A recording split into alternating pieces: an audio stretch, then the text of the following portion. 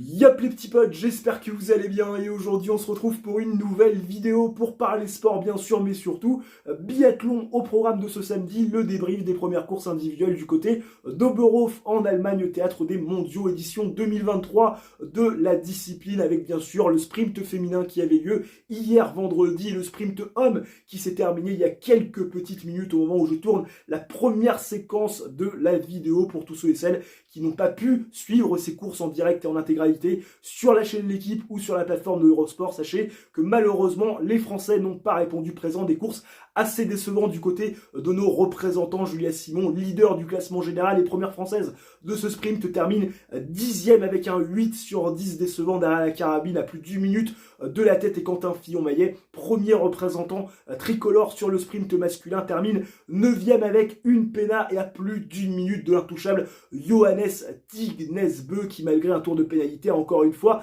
écrasé la concurrence, enfin moins qu'à l'accoutumée, mais quand même on aura le temps bien sûr d'y revenir plus tard dans la vidéo. Sachez quand même que ces courses, sprint femme et sprint homme, se sont déroulées dans des conditions totalement différentes puisque vendredi il y avait un grand beau, loin, très très loin de ce qu'on a d'habitude du côté de Oberhof, et puis aujourd'hui samedi, le mauvais temps est revenu du côté donc de l'Allemagne, le Oberhof comme on aime tant le détester, avec des conditions vraiment épouvantables, du brouillard et du vent. Forcément pour certains ça pouvait rabattre les cartes puisqu'un petit peu de loterie, et bien malheureusement pour le suspense, Johannes Tignesbø a quand même joué de beaucoup de chance, notamment sur le pas de tir, et a réussi à repousser la concurrence très loin, même si son frère Tarjei, qui termine deuxième, est quand même à distance respectable pour peut-être le faire douter sur la poursuite. Mais quand même, quand on voit le niveau du garçon, notamment sur les skis, on peut se poser des questions. Mais d'abord, honneur quand même aux femmes qui se sont élancées les premières sur les courses individuelles, qui ont ouvert le bal, et on va féliciter tout de suite bien évidemment Denise Herman-Wick qui était la locale de l'étape et qui va chercher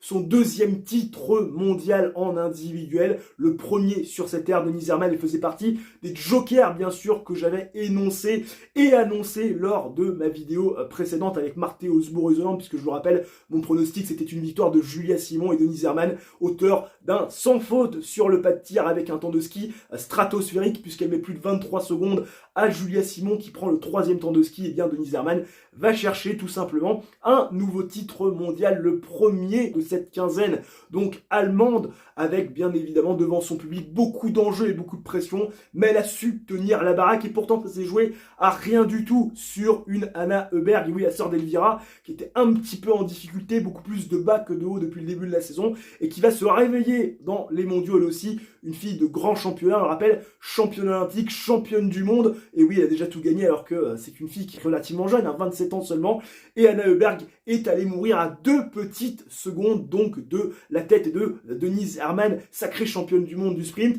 La troisième place est revenue à Lynn Persson. D'ailleurs le podium s'est joué à 10 sur 10 pour aller chercher la médaille. Il fallait tirer carton plein, ce que n'ont pas réussi à faire bien évidemment nos Françaises. D'ailleurs pour les Suédoises, on se posait la question de savoir s'il y avait un problème de glisse ou un problème de forme après ce qui s'était passé en relais. On a la réponse, c'était plus un problème de glisse que de forme, puisque Anna Heuberg a quand même, on rappelle, le deuxième temps de ski. À noter quand même que les 3 premières du classement général ont quand même été un petit peu en dedans, toute proportion gardée quand même pour Lisa Vitozzi, puisque cette dernière va quand même chercher un top 5 assez solide, auteur d'un 9 sur 10 derrière la carabine, à 45 secondes de la tête et donc de Denise Herman. Elle sera bien sûr présente, la transalpine, pour aller chercher un podium ou une victoire si ça s'ouvre au devant. Mais en revanche, pour Julia Simon et pour Elvira Heuberg, c'était un petit peu plus compliqué. Julia Simon, j'en ai parlé, 10e avec un 8 sur 10 derrière la cara, à plus d'1 minute de la tête. Et puis Elvira Heuberg, elle aussi, auteur de 8 sur 10, termine à 16e à 1 minute 13 de la gagne. Autant vous dire que les 3 premières du classement général,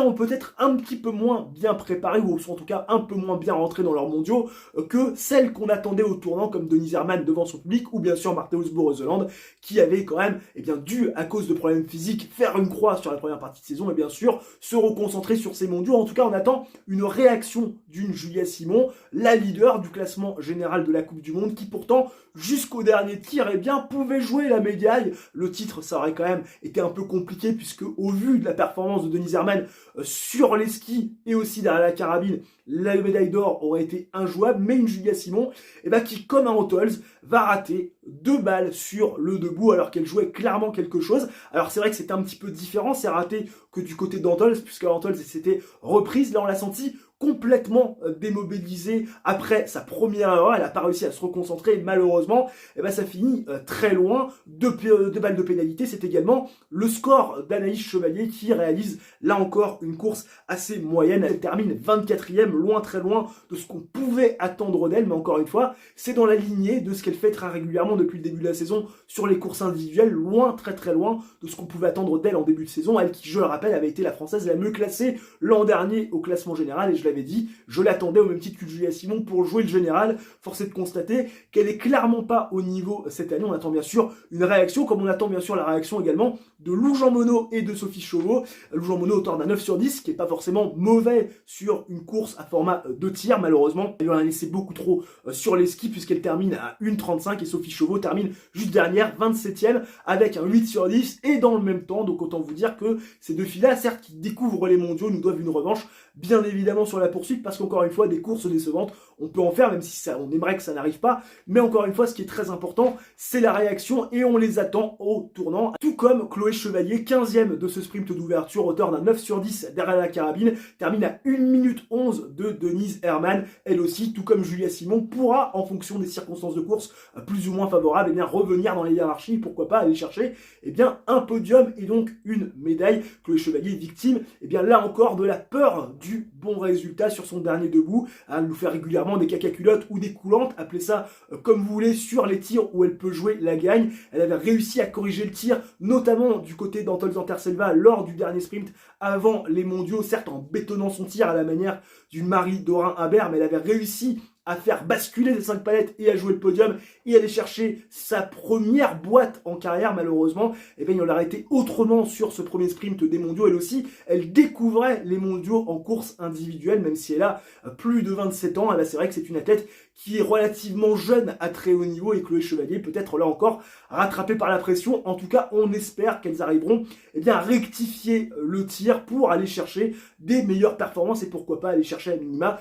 une breloque. Le bronze, ça peut être sympa. L'argent ou l'or, ça sera peut-être assez compliqué puisqu'on le sait, notre amie Anna Heuberg et Denise Herrmann partiront ski dans la poursuite de demain. Parlons du sprint homme remporté par Johannes Tignesbø qui, dans des conditions exécrables, épouvantables avec du brouillard et du vent, a réussi encore une fois à prendre le meilleur sur tous ses adversaires.